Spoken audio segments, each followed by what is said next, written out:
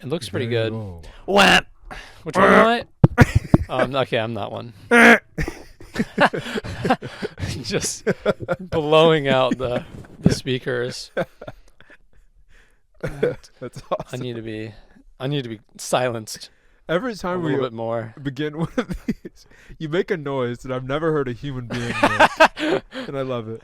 Well, I love it so much. I'm trying to invent some new ones for my new career as like a sound effects guy. Oh yeah, It's like a guy who does sound effects. Like they have the soundboard and stuff, but Yeah. you just whatever number was on the board pops up for you on like a visor or something. Yeah, that's right. And you just like make that. I go noise. wink, Wink. wink, onk. Thonk. Most Most of the noises are just you saying like a fake onomatopoeia in a That's silly right. voice. Well, what are But I guess that's what sounds? sound is. if Yeah, that's not exactly what sound is. fake onomatopoeias in a funny voice. And I thought I was doing my normal voice. Oh yeah. Apparently, it's Yeah. a funny voice. I was unaware. Well, any voice is a funny voice if you laugh at it. It's you know? true. That's why I'm always laughing. That's why I'm always laughing. That's why I'm so happy all the time.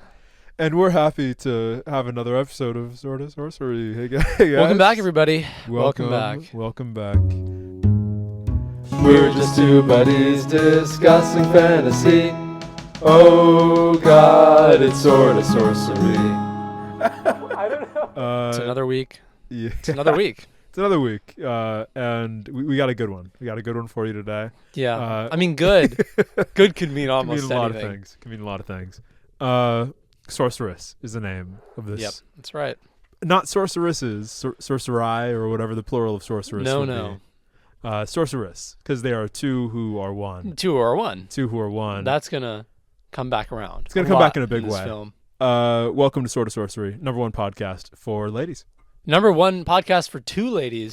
Number one podcast Number for two ladies. one. If you're one lady if you're- alone, you are not No, going to like if this you're podcast. two as Two who are two women who are one. two as one, then Yeah. it's for you. It's for you. It's the And one we're for you. two as one here on this podcast, of one mind when it comes to this movie. Yeah, I mean, and that opinion is we're gonna say it. 1, 3, 2. 2, 1. Amazing. Yes. Yes, our opinion is yes. Yes. I will say, content warning for this one. Oh, I mean, it's I too mean, late yeah. if you've already watched the film. you haven't. But this is just the most deviant movie we've seen.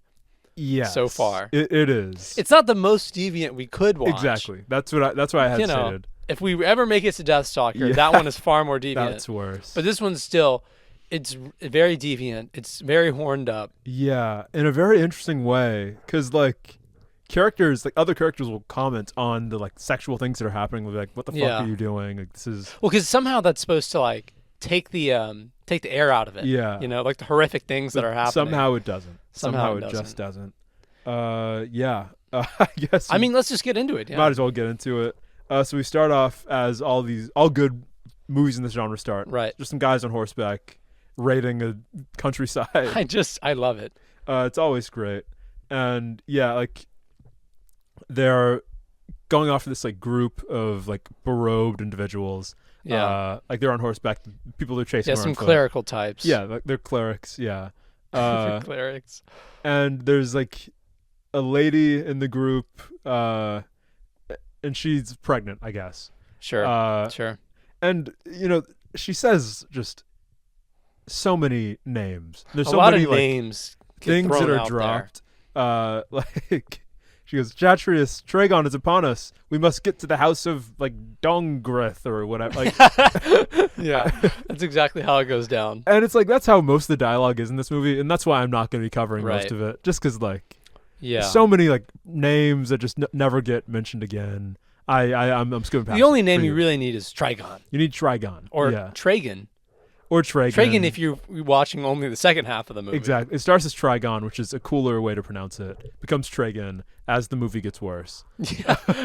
A sign of things we've lost. But yeah, so the horseback guys kill just all of the guys. As they should. So then it's just the pregnant lady who's left.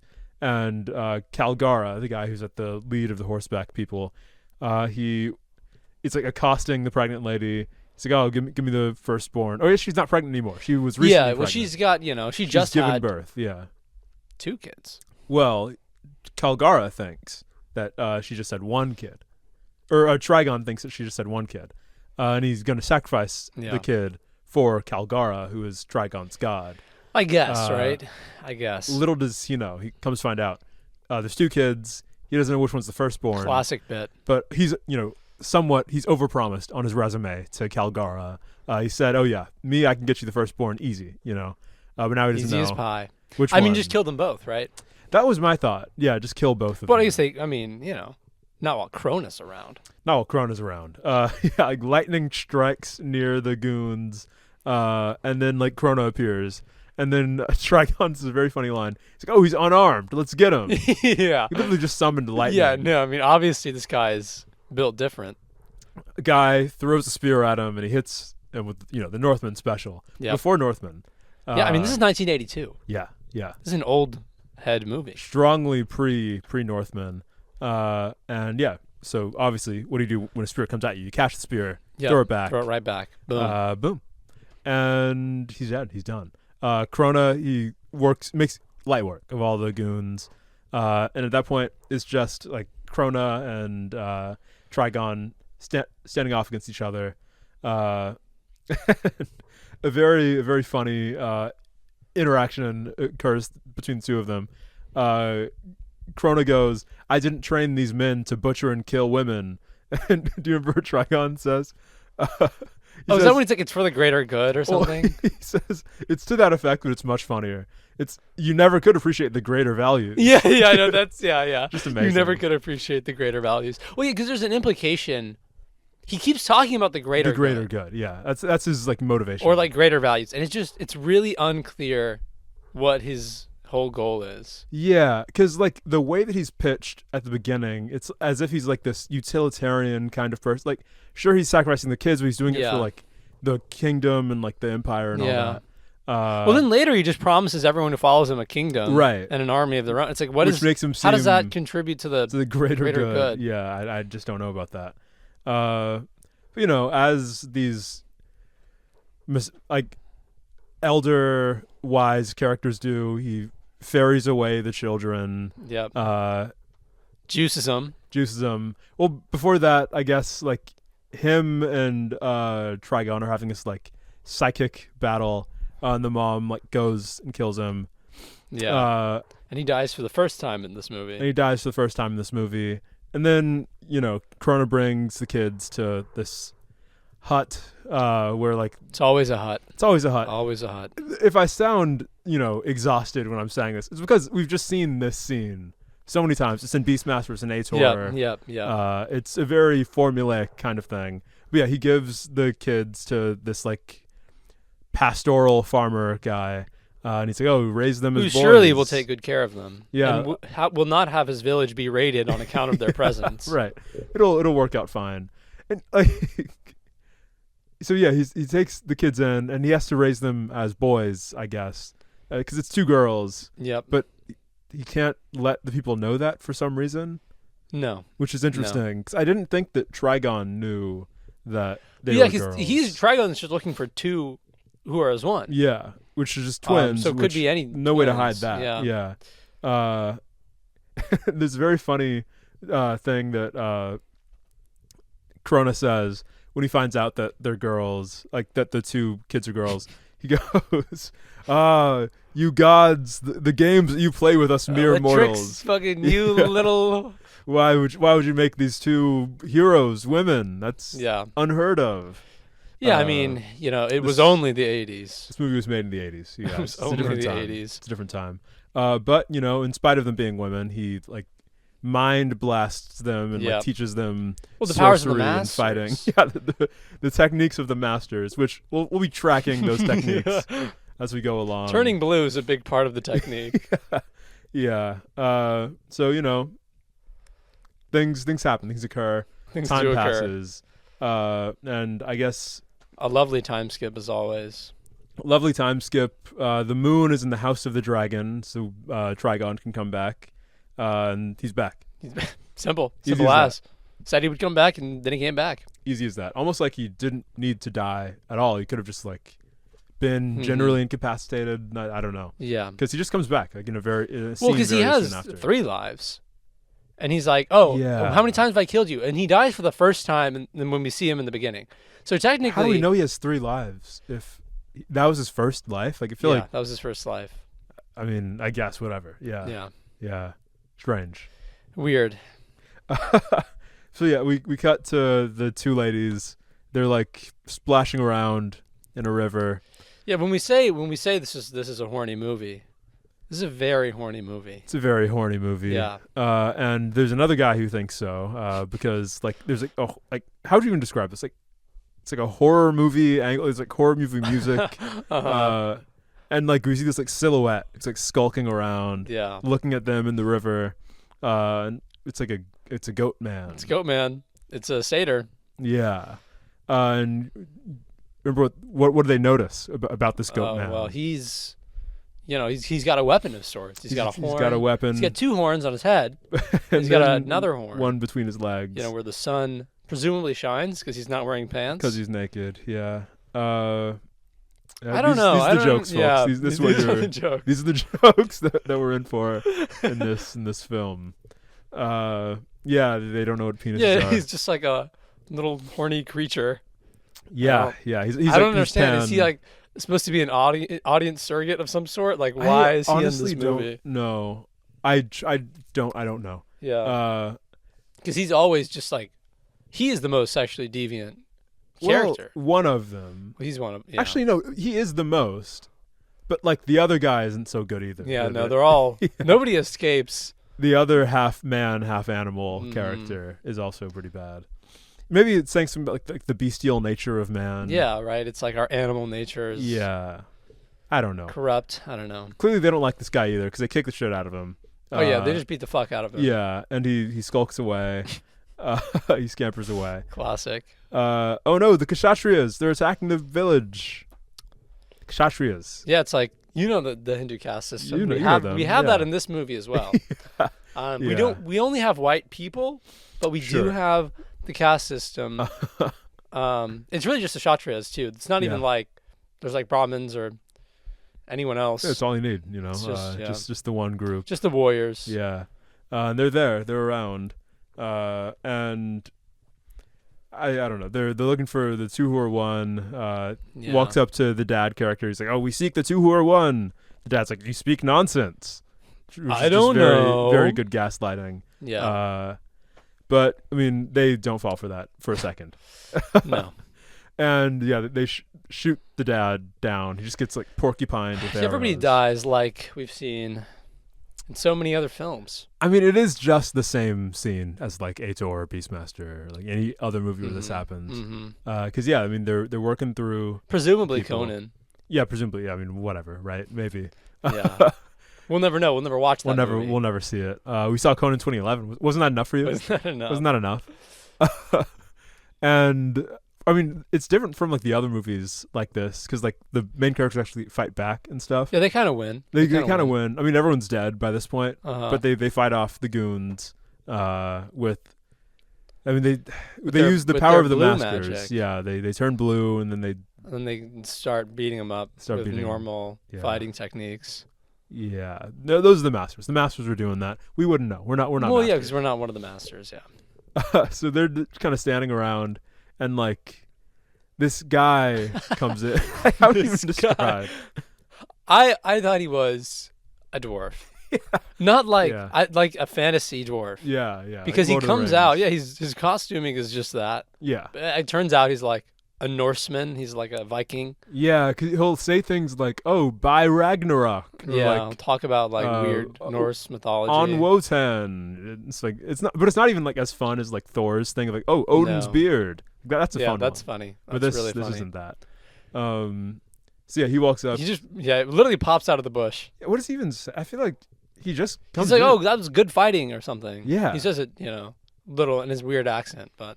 But does he have any like reason to be a part of this quest? I think the only reason he's there is because the satyr Pando is like his like crony. So I guess when the satyr got his ass kicked, he went and told him, like, "Hey, there are some good ladies who are good at fighting over there." Weird. And then they just pulled up. I don't know. Why would Pando and Balder be like friend? I don't know. whatever, doesn't matter. Yeah, unlikely companions, you know. Because who else appears? It's Krona. He's Who back. doth appear. Yeah, Krona just walks into the village. Yeah. I thought he was dead. Well, he looks dead. He's near death because he's aged like 60 Well, he looks years. like a Mall Moses. You know, there's like Mall Santas. He looks like a Mall Moses. That's good. He's got a shitty beard. Because he does look exactly like that. And like he's speaking like slowly for some Yeah, right. reason. And like with like an incomplete sentences, like he's at any minute going to die. It's like good run, fight, kill, guy. I mean that's what he says. And like a weird thing happens. Like he drops all the exposition on him. He's like, okay, you guys need to kill Trigon.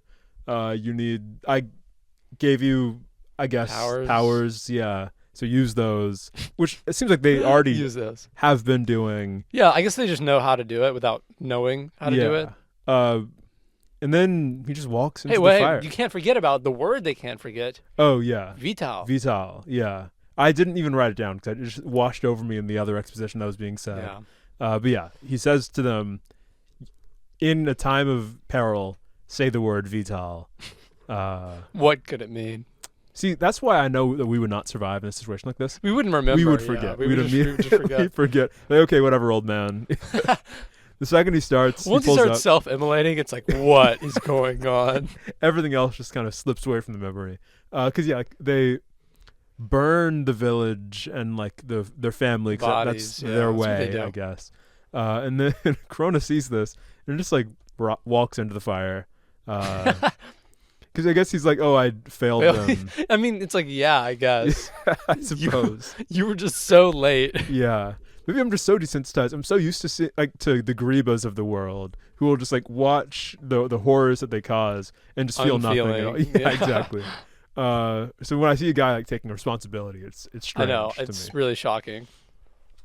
But yeah, so now they have their quest. Baldur is like the mentor guardian character. Pando's comic relief, I guess, in the party. Just the pervert. Yeah, the weird pervert character. And then we have our two main characters. But the party's not big enough. We gotta find Prince Erlich, of course. Yeah, some guy. And where do they go? It's Judea. It's Judea again. You remember from almost every other movie.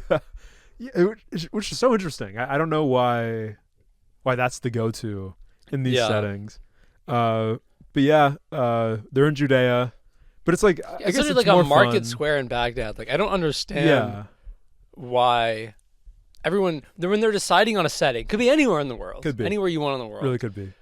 They always go for they're like, yeah, it's gonna be sandy, there's gonna be market stands, people selling fish and bread. Which is so interesting because like the whole movie is like Hinduism and like I don't know. It's very like India inspired. Yeah. But now we're in Judea. No, yeah. What I'm not going to complain. I'm not going to complain. I love Judea. But I mean, I guess it's more fun, like lived in than the other movies. There's fire blowers and like some cool stuff guys happening. Eating from food troughs. Yeah, they have a vegetable food trough. Yeah, which I guess that's public infrastructure. It's interesting. Yeah. It's whatever. It's fun. Like there's a guy who's getting his hand chopped off. Awesome. For stealing. Because that's like Trigon's law. But he stole like candy from a baby. Yeah. Which is very funny. Which is hilarious. Yeah. I mean, they walk into a brothel and there's a guy getting a Han Solo scene. He's gambling, he's dicing, but he's being like charming while he's doing it. He's our handsome rogue. He's cheating at gambling, of course. Yeah. No one calls him on it though. Well, they don't realize yet, They just think he might be very lucky. Yeah, but they don't fight. Like they start fighting him, but they don't fight him because like he's gambling. They fight him just because he's like being a bit of a dick. I don't know. Yeah. Weird, but whatever. Brothel fight happens. We'd love to see it. And the choreography, like it's good. Like I like the choreography in this in that scene. scene. In the brothel brawl, it's pretty good. Yeah, brothel brawl. That's good. And I don't even like the whole scene. The scene goes on for like 5 minutes. It's a long scene, but nothing really happens to like move the plot forward. Like we were talking about that when we were watching it. But now I guess we know that the barbarian Han Solo guy, Erlich, is a prince, apparently. Why not, right? He's got royal blood. I mean, why not? That's fun. And after the fight, they all get away and they go to like just a house, I guess. Yeah. Where like Erlich was staying. Yeah. And the girls find out, oh, they're girls. They didn't know that before. It takes a man to know a woman, I guess. Yeah. I don't know. Which I guess is like a theme of this movie, like coming into womanhood. I guess. Which, like, I mean, I don't know. Yeah. We're not well suited to speak on that. To me, it was corny. It was cornily played out. Yeah. I don't think they really, if they were going for anything noble at all, Sure. they missed the mark. I mean, if you're gonna get this theme, just watch Lady Bird instead. Yeah, right? That's what we're Come about on. here. That's right. Watch Little Women, if that's what that's about. Yeah, another Timothy Chalamet films. Yeah. Watch Dune 2 while Watch you're at Dune it. 2. That's empowering for everyone. Chaney really comes into her own in that movie. Chani, whatever. Chani. You know, if Chani. you prefer. If you prefer Chani. But yeah, so someone was eavesdropping on like their whole conversation. Because like, in the hut, they're talking like after the we're girls realization, they're talking about like their revenge quest and like explaining why they want to kill Trigon.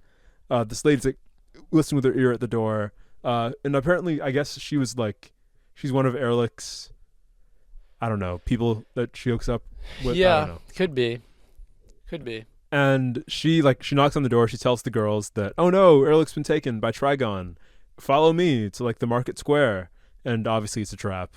There's like goons waiting. Yeah, they got him, and they capture them. And the first time they get captured in this movie won't be the last. No. Then they're freed so immediately. Yeah. There's a whole protracted scene where like Pando sees them get captured. He goes back to the guys, and the guys free them. Before that, like, there's a whole test to see who's the firstborn. It's Mara or Mira. Good luck keeping it straight. Yeah, I don't know. I think Mara's the firstborn.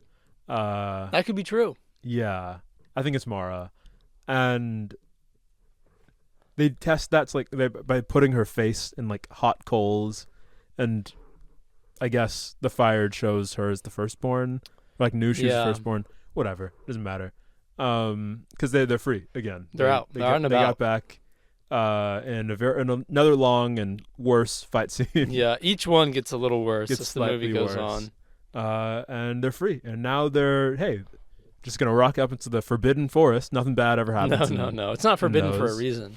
And it's so emblematic of like the other forests in this genre because it's just like this shrouded, cloudy area. That obviously, I mean, you're not gonna go in. But we need cloudy scene. Yeah.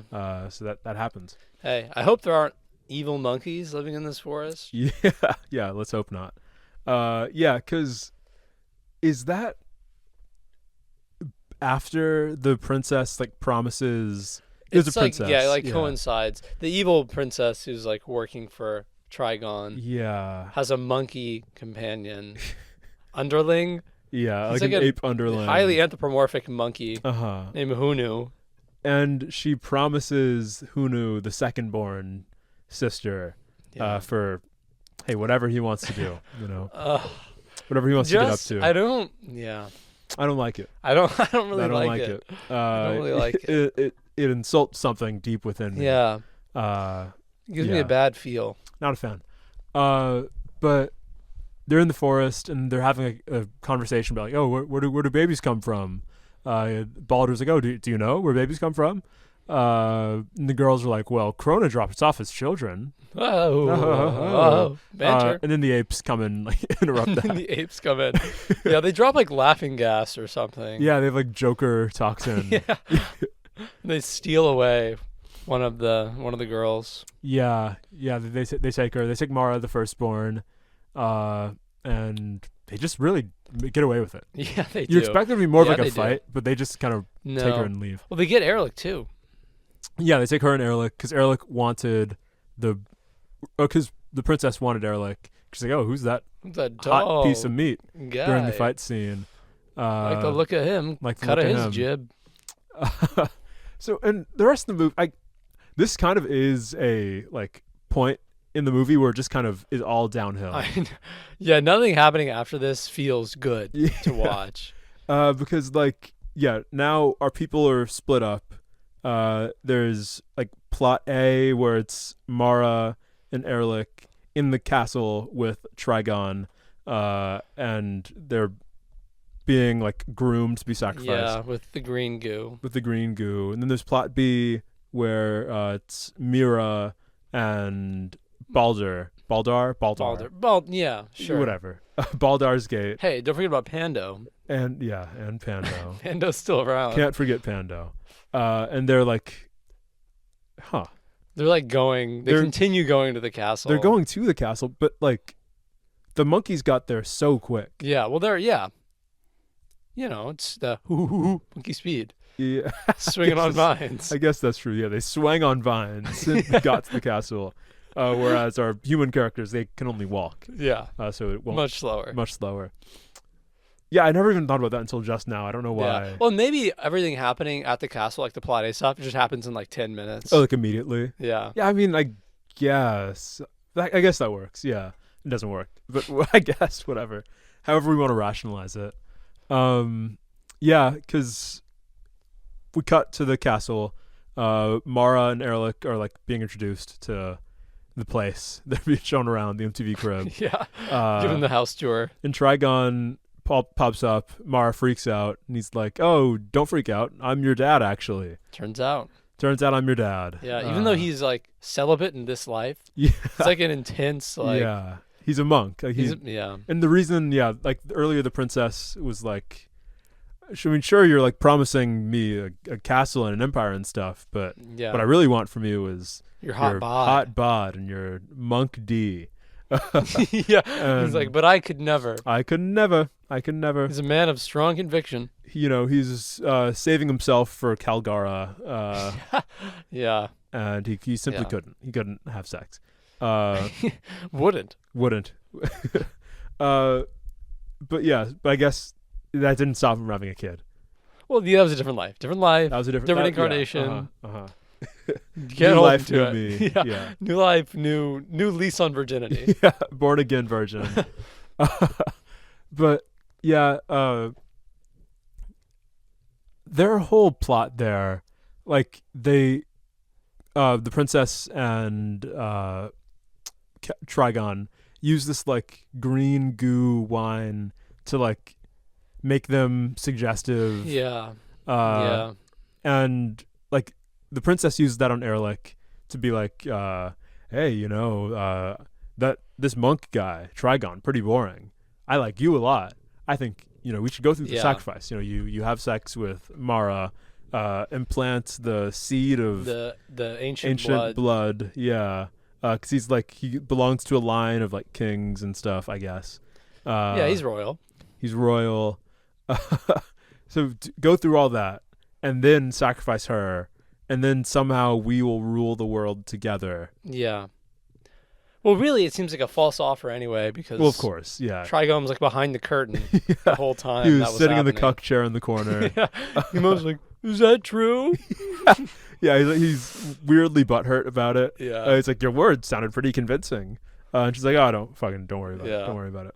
And the way that's set up, it seems like she's going to double cross him at some point, but she just never. Well, it doesn't get the opportunity by the end. No, she does not. Because our main characters, they're charging in. They're like they go through all these like trials and stuff. Or I say that, but they cut not over even to really. them a lot. But they don't really do anything. Yeah, they pretty much just walk to the castle. Yeah, so I might as well just skip to them like being in the castle. Yeah. Because they get there, like Mira and Baldar, and like they're surrounded by guys. At this point, the green goo has infected the minds of Erlich. Yeah, and they're just completely Mara. brainwashed. Yeah. And Mira's like, "I remember who you are. Remember, you're my sister." Goo too strong.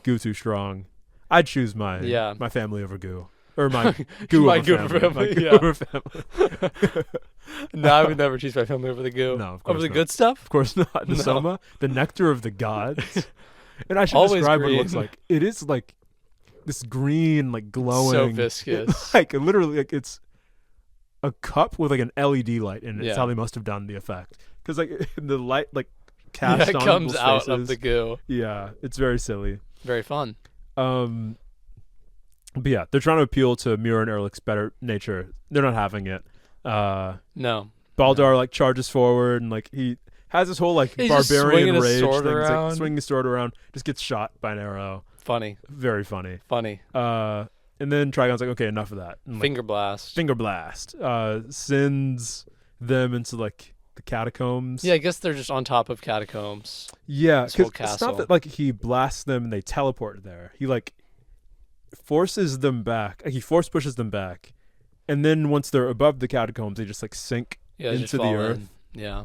Very strange. But yeah, they're in the catacombs. They're walking around. Oh, what's going on here? There's like dead bodies everywhere. They surely will not be important. Surely won't be important. We got back up to like the sacrifice scene.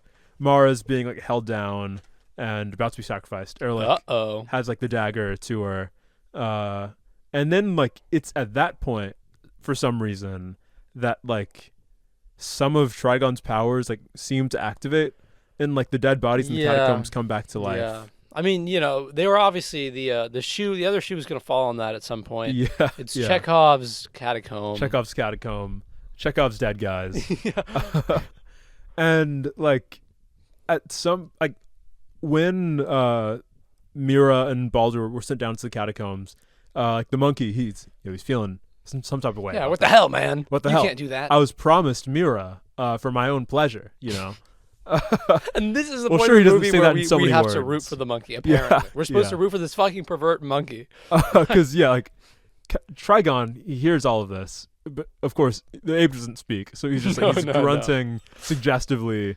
But we as the audience, we understand where he's coming from. We can relate. Trigon hears all this. He just like he bitch slaps.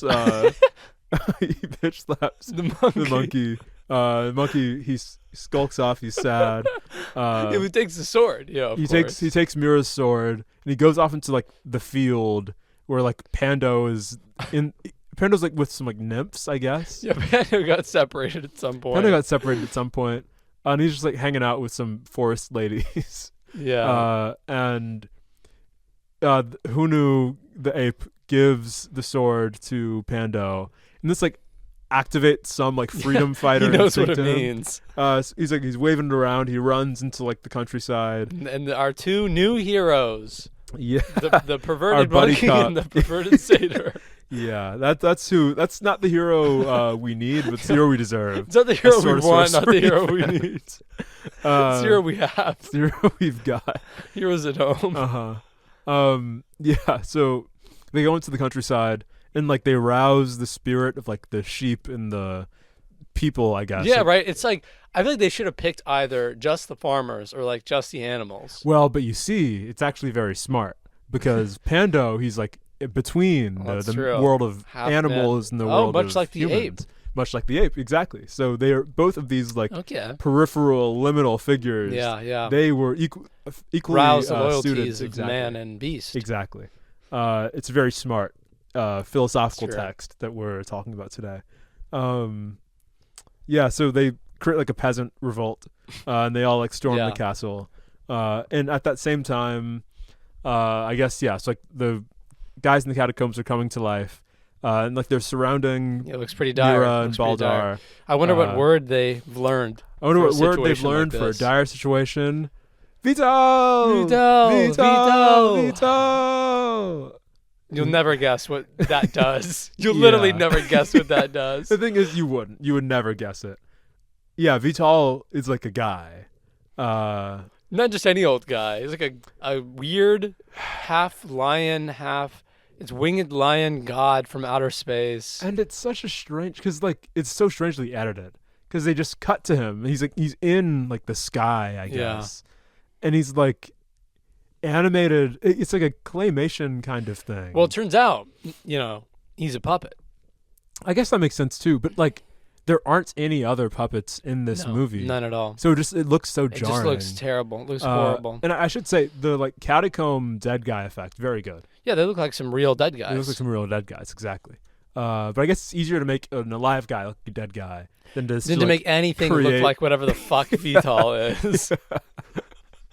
Yeah. And it's tough. But what's even tougher is Trigon summons his deity of choice, Kalgara, who by just killing the princess.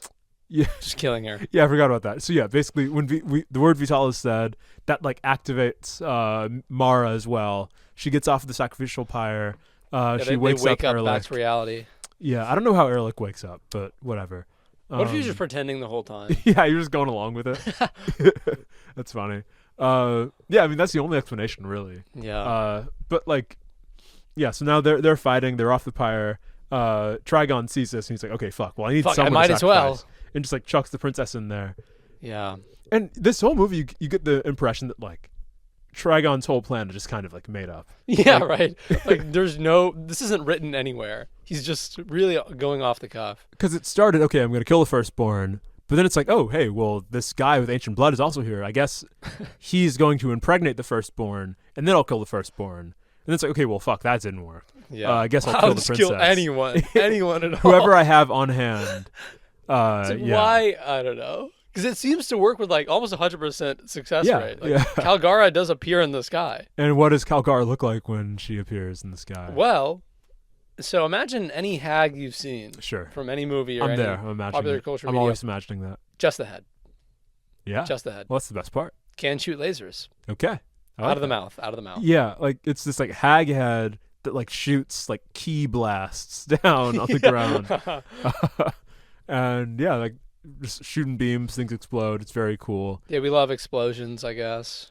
I can't even think of what happens. Like Vital opens up the gate and then like the peasants storm it, or does Vital kill Kalgara before that? I don't know. I think because once Vital doesn't, they keep cutting to Vital doing nothing. Doing much, yeah. And then Vital does shoot lightning at Kalgara. Yeah. Blows up Kalgara, and then he disappears. Okay, well, yeah, but I guess before he does that, he opens up the gate, and then the peasants come in. Yeah. And then he just kills Kalgara easily. Yeah. Cool. Cool. So yeah, Trigon, he's scrambling. He runs into his temple. And like he had this like second command guy. We skipped over so much, but like the second command guy who like doesn't like Erlich. His whole thing is just not like, he's like angry. He's like an angry guy. Yeah. And he finally gets the chance to like kill Erlich. But no, Erlich just dispatches him so quickly. Destroyed. Yeah. He like chops off his like he chips away at his sword, chips away at his shield, and just chops off his whole arm. Yeah. And then he's fucked. And then he's toast. And then he's just yelling. And then like him and Erlich and Trigon square off. But like doesn't like Trigon uses illusion magic. The ill-fated. I mean, I don't know when illusion magic is like worked out for anyone really. Yeah. Never. Because it seems like it's like, oh, it's going to work. He turns his sword into a snake, and then he grabs the snake, which, it's still a sword. Good move. But no, it just gets shot in the back. Arrow. I mean, yeah, illusion magic is just the worst magic. Just, I'd rather turn the sword into a snake than just like make him think that it's a snake. I don't know. Yeah. Well, because illusion magic is the closest to not magic at all. Yeah. Just close-up magic. Close-up magic. That's just really what it is. They are like, the close-up magicians of the wizarding world. But yeah, the girls, they shoot Trigon. I keep wanting to say Mayax because he is Mayax. He's a worse Mayax. He's a worse Mayax. He's wearing the things that Mayax wears. Yeah. The Mayax, red cult attire. The bad guy from Beastmaster, which is this movie. Yeah, go listen to that episode if you haven't yet. It's a good one. It's a good episode. But yeah, I mean, they beat the bad guy and movie's over. Hey, but you know, it's funny. He walks out of the temple. He's got each girl on one arm, and it's like Baldar's like, "Oh, you gotta keep both." Baldar, you silly nymph! It's 2 as 1. Baldar, you silly bitch! They are stupid bitch. It's 2 for 1. Don't you know it's a free for all, Baldar? It's Christmas, Charlie Brown. No. Everyone laughs. He said. Everyone laughs. The line is, Baldar, don't you know? They are the 2 who are 1. Because Yeah, he's gonna and have we sex all, with both you know, of we them, all but clap it's only and having it's- sex with one. We all clap and it's great. And Yeah, it's- genuinely, there's like a laugh track. Like everyone laughs. And the movie ends. It cuts to It's credits. so good. And this was a 90-minute movie basically. Yeah. Would it shock you to know it was originally a 2-hour movie? Wow. I mean, how The, could the it have rough been? cut was 2 hours long. I know, maybe we at one point in a very rash bit of decision making might have said, "Oh, our opinion on this movie is yes," but now after recounting it, I'm very much feeling no. Yeah, it's no. I'm feeling no. Yeah, I mean, this isn't any of the good ones we've seen. Isn't really. It's like some of the movies. Well, yeah, it's we've very seen, much but like it's not the any good of the good ones. ones. It is a different movie, and the decisions it makes that are different are worse. They're worse decisions. Yeah. And there's just a lot to account for that. There's just so much Oh boy. that went. Yeah, because I know nothing Wrong. about this movie, the production of it. Yeah, So- you're the lore master for today. Let's start here. The movie is directed by a guy named Brian Stewart. Okay. Now, is Brian Stewart a guy who existed and was the director of this movie? Was Brian Stewart B, the lead producer, Roger Corman's son, Oh, just his infant son at the time, okay. who did not direct the film? Is it C, anything else? Wait, what do you mean it's his infant son? Oh, well, let me tell you, my friend, the real director of this movie, and there's a whole deep conspiracy to it, is a guy named Jack Hill. Okay. So Jack Hill is approached by the lead producer, Roger Corman. Sure. And he's like, hey, Conan, a blast. Everybody loved it. We can I do like that. how that's the pitch of all these movies. Okay, Conan. Just Do imagine you know that. Conan? We're going to do Conan, but it's going to be Two ladies. two ladies. Two babes. I guess. Yeah. This is a quote from Jack Hill. It says, at that time, Roger had a special effects studio that was doing really good work. They had done some of the special effects on work for Escape from New York Okay. and some other big pictures. And Corman owed special Escape effects from New to York himself. and other films. So, he owns everything. Yeah. It's like, this is an amazing opportunity. He could do it for a low budget. Yeah. So to me, it was an opportunity to make something that would look like a big movie, which I'd never had the opportunity to do before. I thought this might get me back in the business of doing mainstream pictures. Oh no. This was Jack Hill's last film. Oh. Oh. So in response to that quote, Jack Hill, he's also quoted later, joking, saying, quote, I should have known better. Oh. Because Well, yeah. I mean, things went wrong. very rarely do people's careers really just take off after they've Yeah. been involved with a sword and sorcery film. Yeah. I mean, it never goes well. Yeah. This film, the budget was just fucked. It was totally fucked, and it was Roger Corman's fault for the most part. Corman wanted to do the movie in all these weird places and was trying to get the best deal possible. They end up filming in Mexico. And what's interesting about that, Yeah. another bit of trivia, you said, oh, Trigon, his acting is so terrible. While watching the movie, we're like, why is this guy so bad? Why are some of these lines dubbed over? Because every Mexican actor was dubbed over by an American actor. Yeah, I guess that makes sense, right? Because they just literally did not want them to speak in the movie. Yeah, because you can tell too, just how horrible the line reads are. Yeah. So, but they were speaking. I mean, obviously they were speaking in English when they're being dubbed over, because Yeah. No, they didn't deliver the lines in Spanish. Yeah, that's what I'm It was saying. just racism, yeah. yeah, that's insane. Yeah. It It was, in fact, just racism. plot twist, racism. Oops, all racism. Oops, all racism. And a lot of things went wrong when they were filming in Mexico. Well, I could have told you that. Yeah. Yeah, I mean, could you have told me that there was an explosion in the film studio Whoa. and 2 days worth of footage was lost? Yo. So, Oh, so it was gonna be that was I guess 30 minutes worth of footage. I mean, that could be, it could have been a 5-hour film, yeah, honestly, It's gonna with the be amount like of the Fellowship of the Rings. filming that they did. Yeah, and apparently, so the dubbing of the dialogue was just done by random office employees. Nice. Just people who are not actors at all. Yeah, probably better than the actual. But they are actors that we- red-blooded Americans. Yeah, exactly. I honestly don't understand the hate for the Mexican actors. I don't It's crazy. understand. Genuinely crazy. Because there's no way that it was worse than what we have now. Yeah. Yeah, I mean, what we got was really bad. And, things went wrong. A lot of things went wrong, and especially in the money department. There just wasn't a lot of money to go around. The score that we liked so much. Yeah, the music. Because at one point I did say, like, oh, yeah, there's good music. This is actually good. Yeah. And, there is good music. Yeah. James Horner, when he wrote this score for another movie, Battle Beyond the Stars, wrote a really great score. That was then bought because the studio owned the rights to it. Yeah. So they just used a different movie's music for this movie. Well, that is an interesting question. Like, is that better or worse than just like having a horrible score like the rest of these movies? I don't know. Well, because it is very misleading in general. Yeah. Yeah, I mean, the score was somebody else's score.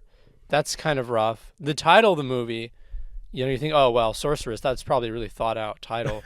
They probably put a lot of effort into that. No, the name of the film was decided when, Roger Corman, he just took a list of potential names to a local high school and polled students on which they preferred. That's pretty good. Which one of these do you like Which more? one of these do you like? I guess they chose Sorceress. Yeah. Which is interesting. I don't know if I'm a high schooler in like the 80s, what I'm going for. Well, it's kind of metal. I kind of get it. But is the sorceress the princess, or is it like the two? Yeah, right. Who is I think that's kind of the problem, just having a list of titles that are not related at all to the content of the film. That's funny.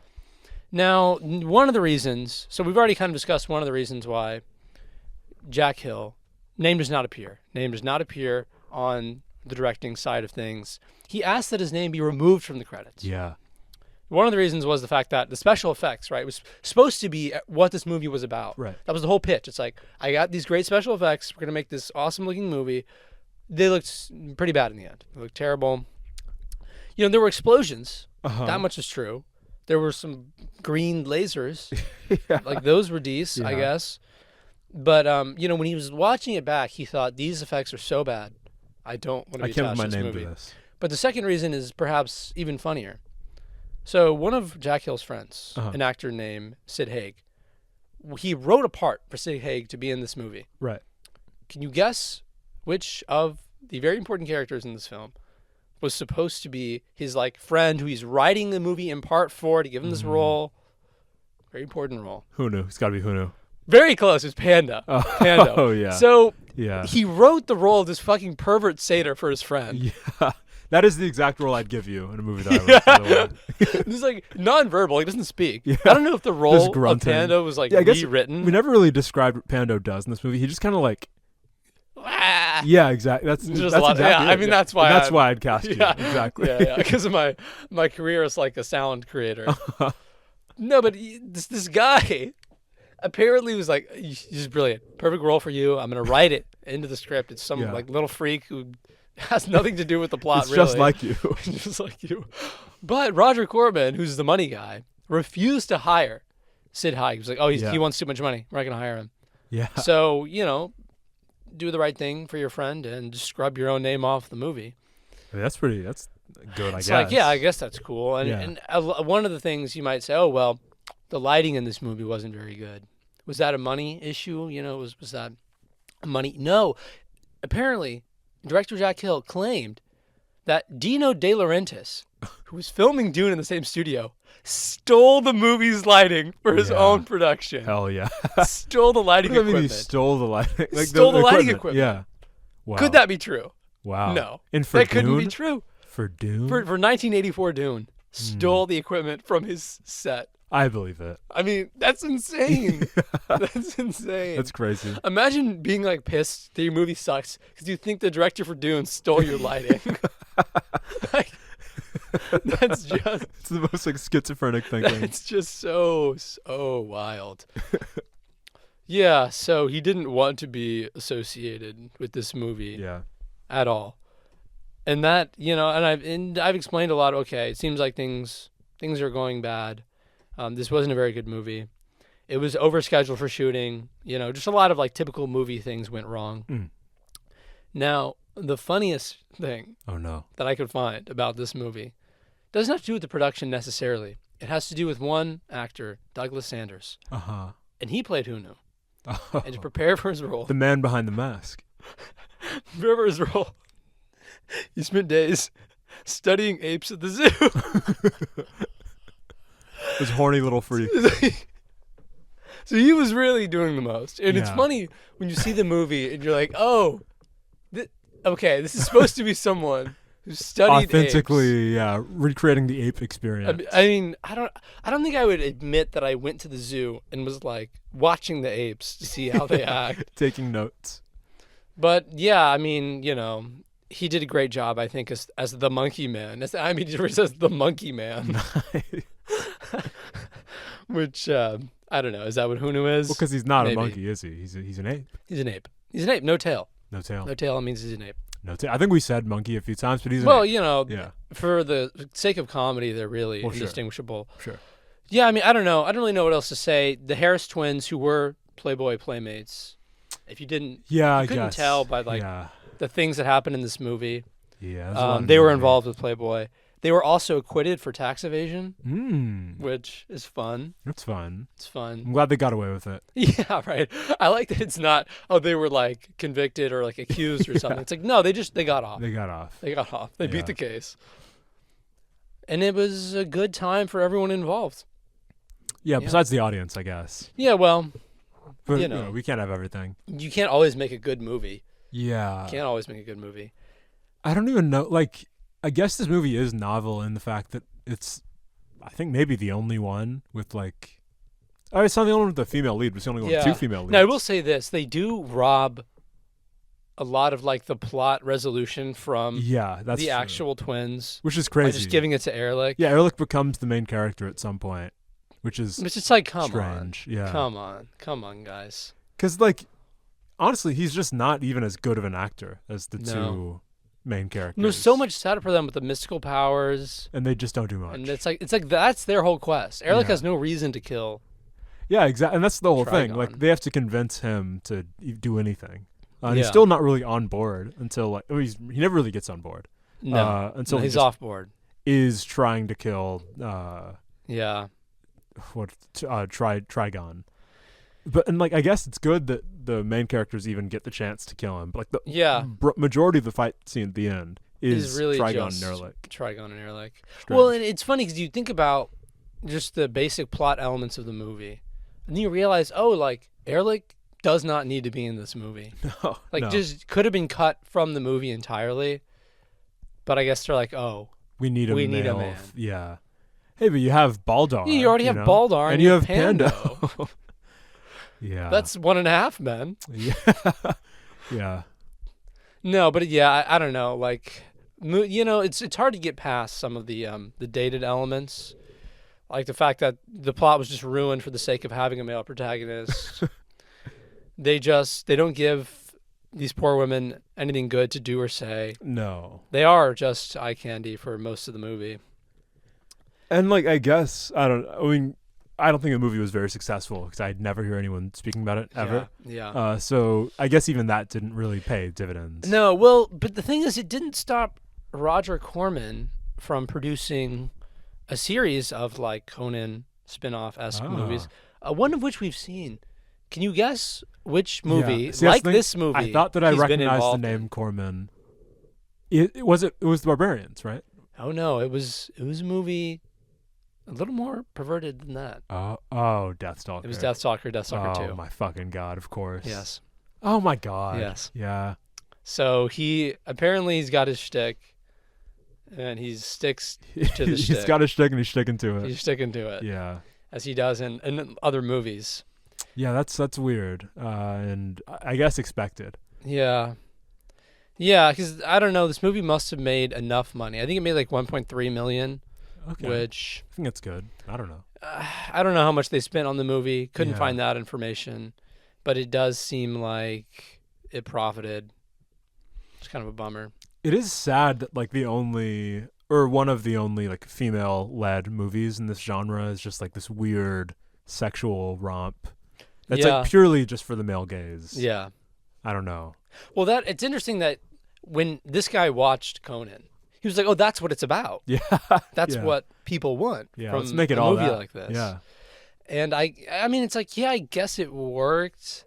But at the same time, in my highly literary opinion, Nice. not very accurate to what the genre could be. And it like hasn't given the movie any staying power, really. Like it's not going to like have any kind of resurgence or like be culturally relevant the way that, like Conan. Well, yeah, because you have to skip through like a good 10 minutes of it for just the obscene, gratuitous, just disgusting things that happen. Yeah. And yeah, we kind of skipped over like a lot of it. In this summary, which I think is for the best. Yeah. We don't need all that, I think. Yeah. Well, it doesn't, it's not going to help you understand the genre more. No, it will not. But it does represent the lows that the genre gets to. Yeah, but the lows are all things that you already like probably assumed about the genre to begin with, Yeah. We're trying to uplift it. We're trying to be positive, Yeah, and to uplift, you have to start from very low. You have to start from low. That's why, these things, they're good to talk about. They're good to look at. It really gives you an insight into the twisted mind of people like Roger Corman. The sick, twisted mind of Roger Corman.